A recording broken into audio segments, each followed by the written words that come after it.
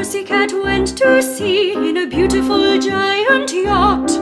'Cause while you and I like to fritter our cash, the wise old earl had not, or so it seemed at first. He had reached a high rank in an investment bank, but that would not suffice. And being rather devious, quite evil and mischievous, was stealing in a trice. Oh yes, I'm afraid, oh yes. And for easy ran our sneaky plan. From the banks lots of money he did fleece.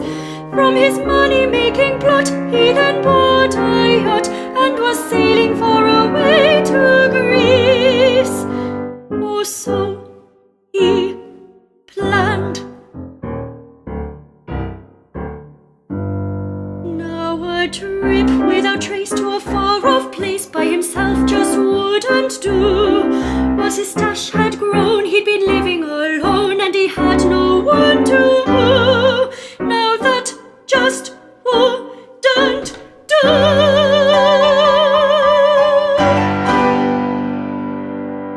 So with amorous intent online he went to an internet dating site. And in the first batch Pussycat was a match to a dine out under candlelight. A most romantic night.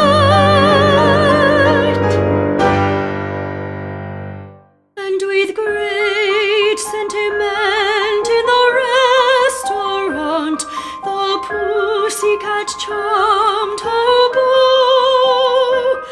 With eyes that beguile and a beautiful smile, he proposed that on the trip she would go. Well, that was rather quick, don't you think, don't you think? But an owl and a pussycat, oh how strange, but who are we to judge what an owl can do, and to it, and to who, and all, with a wink and a nudge? But the silly old owl hadn't covered his tracks. He'd been found by the FBI.